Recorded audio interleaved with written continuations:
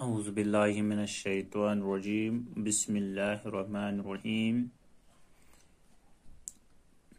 میں ہوں آپ کا استاد فیاض احمد۔ ہمیں آج پڑھنا ہے جماعت ہفتم کا اردو، جس میں ایک نظم ہے جو نشاط انصاری نے لکھی ہے، قلم۔ وہی ہمیں پڑھنا ہے۔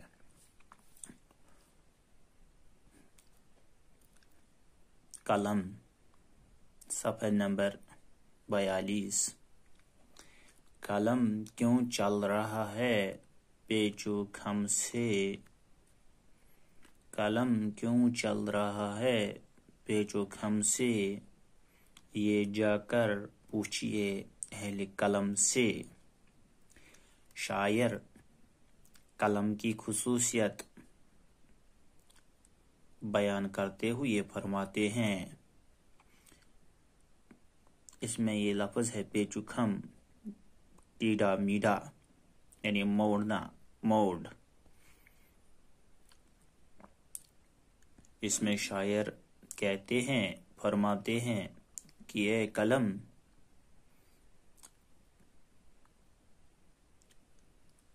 جو قلم کو استعمال کرتا ہے اسی سے پوچھتا ہے کہ قلم کے ٹیڑھا میڑھا چلنے کا راز، قلم کو استعمال کرنے والے سے پوچھئے۔ شاعر کہتا ہے قلم کے ٹیڑھا میڑھا چلنے کا راز اس قلم استعمال کرنے والے شخص سے پوچھئے کہ یہ کیا کیا کام انجام دیتا ہے اور کیسے کیسے گل کھلاتا ہے، کیسے کیسے فیصلے سناتا ہے، کیسے کیسے انسان کو تخت پر بٹھاتا ہے، کیسے کیسے انسان کو نیچے اتارتا ہے اس تخت سے، کس کو عزت دیتا ہے اور کس کو ذلت دیتا ہے، یعنی اس قلم کو استعمال کرنے والے شخص سے پوچھئے۔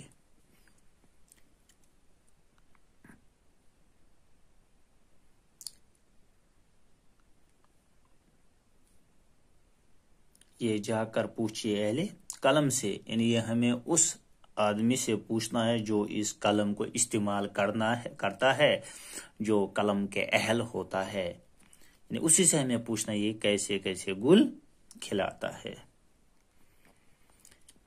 دوسرا مصرع اس میں عجائب ہو گیا، عجیب کی جمع جو آپ اس طرف دیکھ رہے ہیں، عجیب کی جمع یعنی حیران کرنے والا یا والی۔ عجائب اس کی سب گلکاریاں ہیں، تعجب خیز گوہر باریاں ہیں۔ تعجب خیز ہو گیا حیران کرنے والا، گلکاریاں ہو گیا پھول بنانا، پھول کاڑنا یعنی پھول نکالنا۔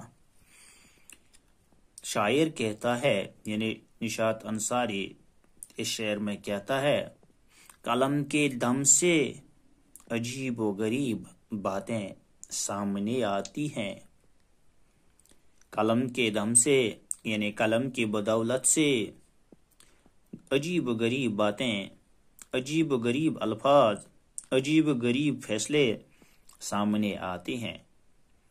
یہ حیرت ناک ہوتی ہے، یہ حیرت ناک موتی برساتا ہے، یہ حیرت ناک گل کھلاتا ہے، یعنی اس کی بدولت یعنی قلم کی بدولت نئی نئی باتوں کا انکشاف ہوتا ہے۔ کہیں یہ بادشاہ ہاتھ بن کر ہوا ہے عدل پرور یا ستمگر، جب یہی قلم کہیں کسی بادشاہ کے ہاتھ بنا اور بادشاہوں نے قلم کو ہاتھ میں لے کر اس سے انصاف پر مبنی فیصلے کیے ہیں، یعنی جب یہ بادشاہ کے ہاتھ میں آیا تو بادشاہ نے انصاف پر مبنی فیصلے سنائے، یعنی وہ فیصلے جو انصاف پر مبنی تھے۔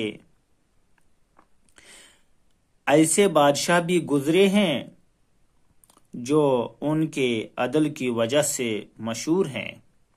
بہت سارے بادشاہ ایسے گزرے ہیں جو کافی نیک تھے، جو قلم کو اچھی طریقے سے استعمال میں لاتے تھے. وہ مشہور ہوئے، ان کے فیصلے آج بھی موجود ہیں جو اپنے فیصلے کی وجہ سے مشہور ہیں. کہیں یہ قلم کسی بادشاہ کے ہاتھ میں آیا، اس بادشاہ کے ہاتھ میں آیا جو ظالم تھا، اس نے ظلم کی داستانیں لکھوائیں، اس نے بہت سارے غلط فیصلے سنائے. کہیں بادشاہ ظالم اور سفاک گزرے ہیں، ظالم گزرے ہیں، جن کے ظلم و زیادتیاں حد سے بڑھ گئی تھیں. بہت سارے ایسے بھی بادشاہ گزرے ہیں جو کافی نیک تھے. بہت سارے ظالم بادشاہ ایسے بھی گزرے ہیں جو اپنے ظلم کی وجہ سے مشہور ہوئے ہیں. یہ قلم جب کسی اچھے آدمی کے ہاتھ میں، اچھے بادشاہ کے ہاتھ میں آتا ہے تو وہ فیصلے اچھے سناتے ہیں. جب یہی قلم کسی ستمگر یا عدل پرور کے ہاتھ میں آتا ہے تو وہ ایسے فیصلے سناتا ہے جو انسان کو قابل قبول نہیں ہوتے تھے. ان کا ظلم آج بھی موجود ہے. ملا کر شاعری شیرین بیان کو تو حیران کر دیا اہل جہاں کو.